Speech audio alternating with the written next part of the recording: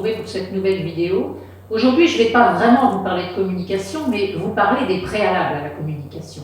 Parce qu'il ne peut pas y avoir de bonne communication s'il n'y a pas une bonne écoute. Alors, écouter, c'est quoi? Écouter, c'est décoder sans interprétation, sans jugement, dans la plus grande neutralité.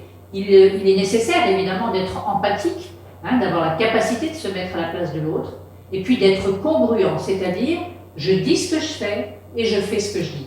Écouter, c'est une façon particulière de refléter ce que notre interlocuteur nous dit en miroir.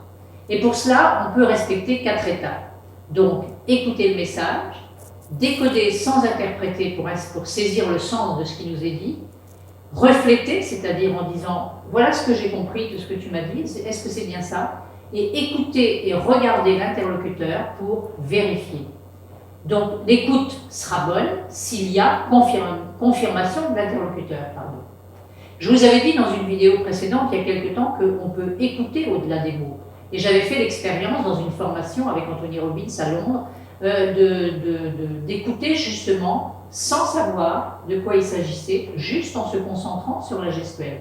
Donc, pour petit rappel, Anthony Robbins avait demandé aux candidats de se mettre par 3. Il y avait un observateur qui allait voir si tout était OK.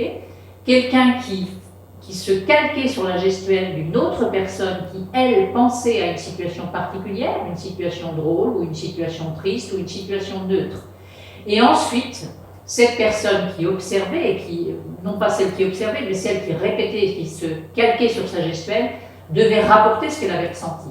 Et donc, dans cette histoire, dans ce rapport qui avait été fait de ces 3 personnes, il y avait un vieux monsieur qui avait pensé au fait qu'il avait visité sa femme à la morgue, donc c'était une situation très triste, très, très difficile, et la jeune femme qui avait calqué sa gestuelle sur celle de ce vieux monsieur avait ressenti des émotions très puissantes et très fortes. Et vous voyez, donc on peut communiquer bien au-delà des mots, on peut beaucoup communiquer par la gestuelle, simplement par la gestuelle. Donc c'est important de regarder son interlocuteur pour comprendre ce qu'il veut nous dire.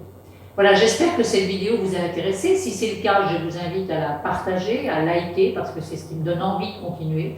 Et vous pouvez me retrouver tous les soirs sur Facebook et sur mon site catherine-aubert.com. Merci de votre écoute et je vous donne rendez-vous dans 10 jours sur ma chaîne YouTube. Merci beaucoup.